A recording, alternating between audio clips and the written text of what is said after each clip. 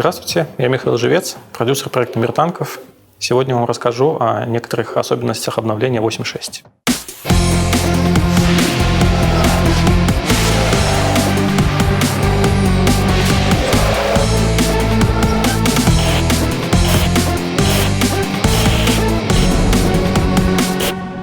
В каких направлениях изменилась механика игры? Версия 8.6 произведет очень много изменений в основных механиках игры. Поменяются механики точности, разброса, поменяется экономика, поменяется начисление опыта и кредитов для некоторых танков. Поменяется значение брони, изменятся некоторые механизмы расчета бронепробиваемости. Изменений будет очень много. Расскажите, пожалуйста, подробнее о точности танков 8.6. Очень сильные изменения произойдут с точностью выстрелов орудий. Сейчас, в версии 8.5 и ранее, до этого большое количество снарядов летело в край круга сведения, порядка 20%. Мы перенастроили вероятность распределения таким образом, чтобы в край круга сведения снаряды практически не летели. Там доли процента только какие-то будут туда попадать. Снаряды намного чаще станут лететь в центр круга сведения, и в целом стрельба из орудий станет намного более точной. Но при этом это не коснется артиллерийских самоходных установок. А как обновление коснется артиллерии? С артиллерией в этой версии произойдет очень много изменений. Мы расширим ветки АРЦАУ до 10 уровня. Те машины, которые сейчас стояли на 8 уровне, станут машинами 10 уровня. И в промежутке добавится от 2 до 3 машин в разных ветках по-разному. Баланс этих машин будет настроен таким образом, что машины, те, которые сейчас были на 8 уровне, они станут 10-ми, и их общий боевой уровень станет примерно 7,5. То есть мы их немножечко понерфим относительно того уровня, который есть сейчас. Из общих параметров, которые будут изменены по всем АРЦАУ, будут изменения по точности стрельбы и по скорости полета снарядов.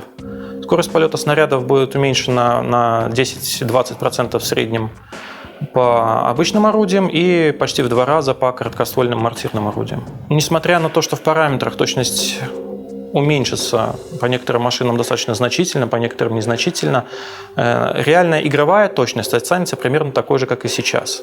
Это все связано с тем, что мы переделаем вероятности распределения точности выстрела, и если использовать ту точность, которая сейчас настроена в версии 8.5, то АРЦАУ станут стрелять намного точнее. Но мы не хотим этого, мы хотим сохранить текущий баланс точности стрельбы АРЦАУ, поэтому увеличением точности мы добьемся того, что реальная игровая точность останется примерно на том же уровне, что и сейчас. Будут ли новые карты в 8.6? Да, будет одна новая карта, называется «Священная долина». Сделана в корейском сеттинге, весенняя Корея, деревни, горы. Достаточно интересная карта со сложным рельефом, большое количество строений, но также большое количество открытой местности, то есть она будет подходяща для всех видов техники. Также в этой версии мы переработаем 3 старых карты – Мураванку, Вайт-Парк и Аэродром. Она будет переделана под новую улучшенную графику, а также на карте Вайт-Парк будет немножечко изменен баланс. Какие изменения произошли с броней и бронепробитием? В этой версии мы очень много сделали вещей для того, чтобы поднять роль брони в игре. Во-первых, уменьшится нормализация подкалиберных снарядов. Сейчас нормализация подкалиберных снарядов составляет порядка 5 градусов, она уменьшится в среднем до 2 градусов. То есть ее практически не станет. Она будет еще иметь значение при попадании в тонкую броню, но при попадании в толстую броню эта нормализация практически никакой роли играть уже не будет. Также мы изменим принцип действия кумулятивных снарядов. Кумулятивные снаряды у нас станут действовать более реалистично, так как ближе к реальной жизни. На них станут действовать экраны. Экраны будут играть ослабляющий эффект при попадании. То есть, если снаряд будет попадать в экран, и экран будет отстоять на значительном расстоянии от основной брони, то кумулятивный снаряд при преодолении вот этого пустого участка от экрана до основной брони будет значительно терять бронепробиваемость. На экранах, которые находятся близко к броне, это в принципе практически никак не скажется. Допустим, экраны суперпершинга или тонкие бортовые экраны танков серии ИС, они мало будут снижать пробитие кумулятивных снарядов, но, допустим, такие толстые экраны, которые находятся далеко от корпуса, как у танка Маус, Е100 или у самоходной артиллерии Т-95, они будут достаточно сильно снижать бронепробиваемость.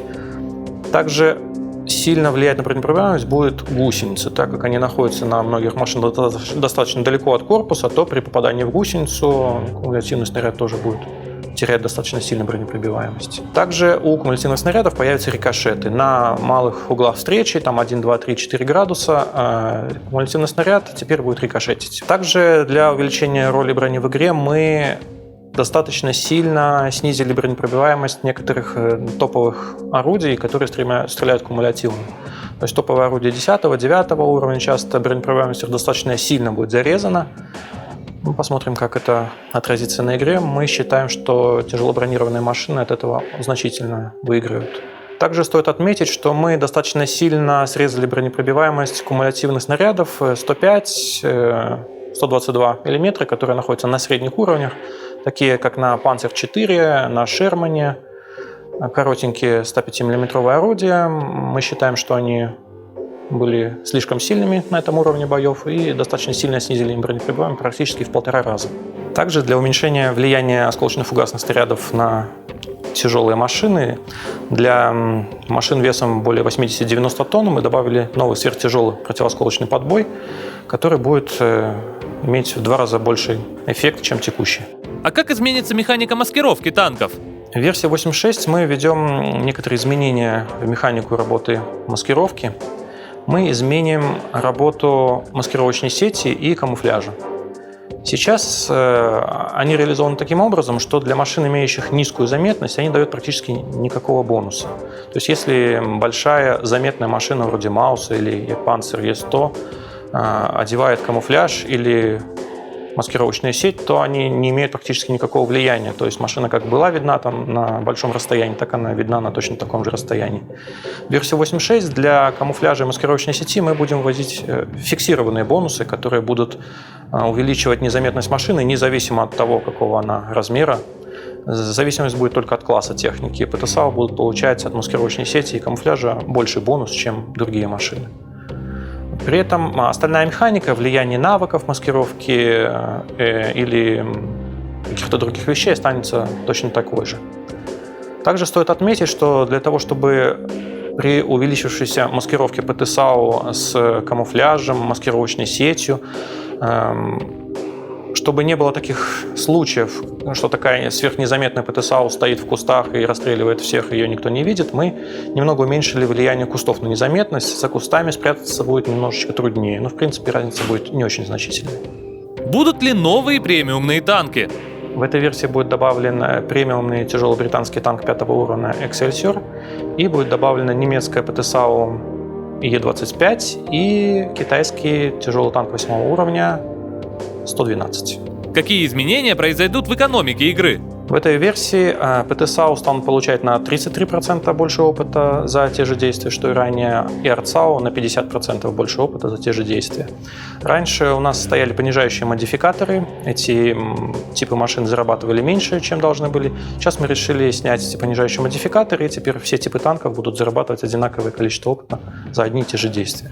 Машины всех типов, кроме АРЦАУ, с 6 по 10 уровень станут получать до 10% кредитов больше за те же действия, что и ранее. Увеличенный заработок машин топовых уровней позволит игрокам, которые на них любят играть на них чаще и больше, не прибегая к фарму на низкоуровневой технике или на премиумных танках. Также появится достаточно интересный бонус за сбитие гусеницы. Если игрок собьет гусеницу вражескому танку, при этом он остановится, и игроки из своей команды нанесут его урон или уничтожат его, то игрок будет получать бонус как в опыте, так и в кредитах. Механизм начисления будет при этом примерно такой же, как при стрельбе по засвету. Также в этой версии мы сделали перерасчет стоимости всех премиумных снарядов. По подкалиберным снарядам и по золотым осколочно-фугасным снарядам АРЦАУ стоимости остались примерно те же самые, мы просто выровняли их стоимость относительно эффективности снарядов. Эффективность считалась примерно как бронепробитие снаряда и его урон. То есть снаряды с примерно одинаковой эффективностью теперь будут иметь примерно одинаковую стоимость в золоте. Раньше были частые разбежки, очень похожие снаряды примерно с одинаковой эффективностью могли стоить совершенно разные суммы. Теперь эти стоимости в целом выровнялись, где-то они стали чуть больше, где-то чуть меньше, в целом примерно одинаково. При этом по кумулятивным снарядам стоимость возросла местами достаточно значительно, до 1,5 раз. При вот этой вот подгонке стоимости выяснилось, что при одинаковой эффективности кумулятивные снаряды стоили значительно дешевле. Пришлось увеличить их стоимость для того, чтобы теперь все наши премиумные снаряды с одинаковой эффективностью стоили примерно одинаково. Что еще нового будет в 8.6? Мы добавили такую вещь, как изменение качества спецэффектов, взрывов, выстрелов, пламени, которое зависит от текущей производительности клиента. Если при большом количестве взрывов, когда танк попадает в самую гущу событий, FPS начинает резко падать, то система будет уменьшать качество этих спецэффектов и таким образом не давая производительности упасть до совсем минимальных значений. Еще можно рассказать о таком изменении, как компенсация движения танка в снайперском прицеле. Сейчас, если игрок в снайперском прицеле наезжает на какое-либо препятствие, допустим, железнодорожные пути или обломки какого-нибудь здания или забора, то танк достаточно ощутимо качается, вместе с ним качается прицел, сбивается прицел. В этом режиме целиться очень сложно. Нужно ожидать полной остановки танка и еще несколько секунд, пока прицел не стабилизируется. В версии 8.6 мы ввели такую вещь, как компенсацию этого движения. То есть теперь прицел и орудие танка будут следить за прицелом игрока и намного меньше будут дергаться, независимо от движения танка. Это похоже на современную стабилизацию орудия в танке. Немножечко неисторично, но играть намного более комфортно. Теперь на всяких препятствиях, железнодорожных путях, обломках можно играть в снайперском прицеле, можно целиться, не обязательно очень долго ждать стабилизации танка. Играется очень комфортно и очень интересно.